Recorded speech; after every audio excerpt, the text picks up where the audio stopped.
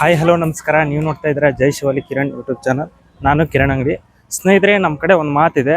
ಏನಪ್ಪ ಅಂತಂದರೆ, ಕದ್ರಮಂಡಲಿ ಕಾಂತೇಶ ಸ್ವಾಮಿ, ಹಾಗೆ ಶಿಕಾರಿಪುರದ ಭ್ರಾಂತೇಶ ಸ್ವಾಮಿ, ಹಾಗೆ ಸಾತೇನಹಳ್ಳಿಯ ಶಾಂತೇಶ ಸ್ವಾಮಿ, ಈ ಮೂರು ಆಂಜನೇಯ ಸ್ವಾಮಿಗಳನ್ನು ಅಧಿಕ ಮಾಸ ಹಾಗೂ ಶ್ರಾವಣ ಮಾಸಗಳಲ್ಲಿ ದರ್ಶನವನ್ನು ಪಡೆದ್ರಿ ಅಂತ ಹೇಳಿದ್ರೆ, ಅಂದರೆ ಈ ಮೂರು ಆಂಜನೇಯ ಸ್ವಾಮಿಗಳನ್ನು ಒಂದೇ ದಿನ, ಅಂದರೆ ಸೂರ್ಯೋದಯದಿಂದ ಸೂರ್ಯಾಸ್ತದೊಳಗಾಗಿ ಒಂದೇ ದಿನ ಏನಾದರೂ ನಾವು ದರ್ಶನವನ್ನು ಪಡೆದ್ರೆ ಕಾಶಿ ಯಾತ್ರೆಯ ಪುಣ್ಯ ಫಲ ನಮಗೆ ಸಿಗುತ್ತೆ ಅಂತ ಹೇಳ್ತಾರೆ.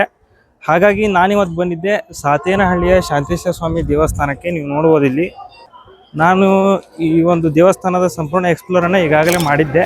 ನೀವು ನೋಡಿಲ್ಲ ಅಂದರೆ ಐ ಕಾರ್ಡಲ್ಲಿ ಹಾಕಿರ್ತೀನಿ, ನೋಡಿ. ಹಾಗೆ ಬನ್ನಿ, ಈ ಒಂದು ದೇವಸ್ಥಾನದ ಸಂಪೂರ್ಣ ಒಂದು ವ್ಯೂವನ್ನು ನೋಡ್ಕೊಂಬರೋಣ. ನೀವು ನೋಡ್ಬೋದು ಇಲ್ಲಿ ಎಷ್ಟು ಜನ ಬಂದಿದ್ದಾರೆ ಅಂತ.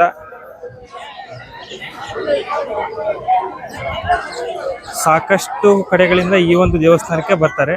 ಈ ಒಂದು ದೇವಸ್ಥಾನ ಎಲ್ಲಿದೆಯಪ್ಪ ಅಂತಂದರೆ, ಹಾವೇರಿ ಜಿಲ್ಲೆಯ ಹಿರೇಕೆರೂರು ತಾಲೂಕು ಸಾತೇನಹಳ್ಳಿ ಗ್ರಾಮದಲ್ಲಿ ಈ ಒಂದು ದೇವಸ್ಥಾನ ಇರೋದು. ಇದರ ಹೆಸರು ಶ್ರೀ ಮಾರುತಿ ಶಾಂತೇಶ ಸ್ವಾಮಿ ದೇವಸ್ಥಾನ ಅಂತ ಹೇಳಿ. ಇನ್ನು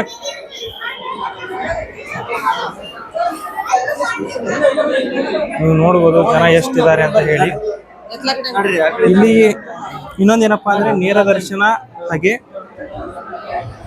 ಕಾಮನ್ ದರ್ಶನಕ್ಕೆ ಈ ಒಂದು ಸಾಲನ್ನು ಮಾಡಿರುವಂಥದ್ದು.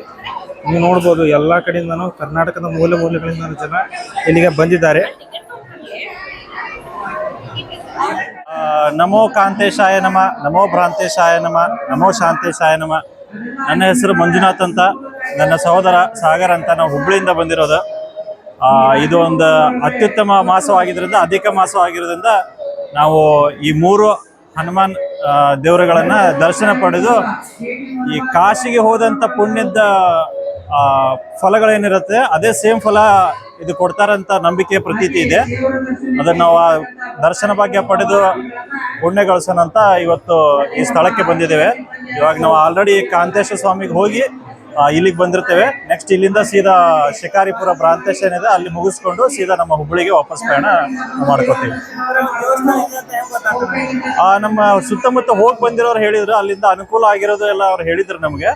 ಸೊ ಅದಕ್ಕೆ ನಮ್ಗೆ ಏನಾಯ್ತು ಅಂದರೆ, ನಾವು ಉತ್ತೇಜನಗೊಂಡು ಆ ಪ್ರಕಾರ ನಾವು ದೇವರ ಕೃಪಾ ಕಟಾಕ್ಷಕ್ಕೆ ಪಾತ್ರರಾಗೋಣ ಅಂತೇಳಿ ಈ ಪಯಣನ ಇಲ್ಲಿ ಮಾಡ್ಕೊಂಡು ಬಂದಿದ್ದೀವಿ. ಸ್ನೇಹಿತರೆ, ನೀವೇನಾದ್ರೂ ನಮ್ಮ ಚಾನಲ್ನ ಸಬ್ಸ್ಕ್ರೈಬ್ ಮಾಡ್ಕೊಂಡಿಲ್ಲ ಅಂದರೆ ಈ ಕೂಡಲೇ ಸಬ್ಸ್ಕ್ರೈಬ್ ಮಾಡ್ಕೊಳ್ಳಿ. ನೀವು ನೋಡ್ಬೋದು ಇಲ್ಲಿ ಎಷ್ಟು ಜನ ಬಂದಿದ್ದಾರೆ ಅಂತ.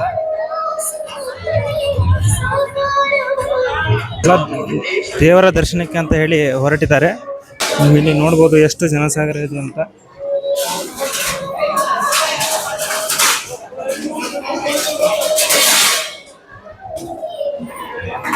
ಇಲ್ಲಿ ಬಂದಂಥ ಎಲ್ಲ ಭಕ್ತಾದಿಗಳಿಗೂ ಕೂಡ ಅನ್ನ ಸಂತರ್ಪಣೆಯನ್ನು ಇಟ್ಟುಕೊಂಡಿರ್ತಾರೆ ಈ ಒಂದು ದೇವಸ್ಥಾನದಲ್ಲಿ.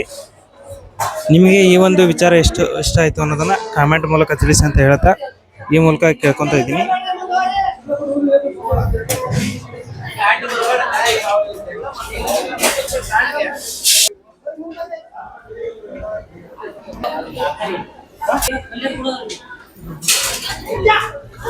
ವೀಕ್ಷಕರೇ, ನೀವೇನಾದರೂ ಈ ಒಂದು ದೇವಸ್ಥಾನಕ್ಕೆ ವಿಸಿಟ್ ಅನ್ನು ಕೊಟ್ಟಿದ್ರೆ ದಯವಿಟ್ಟು ಕಾಮೆಂಟ್ ಮೂಲಕ ತಿಳಿಸಿ ಅಂತ ಹೇಳ್ತಾ ಈ ಒಂದು ವಿಡಿಯೋನ ಇಲ್ಲಿಗೆ ಮುಗಿಸ್ತಾ ಇದ್ದೀನಿ. ಧನ್ಯವಾದಗಳು ವಿಡಿಯೋ ನೋಡಿದ್ದಕ್ಕಾಗಿ.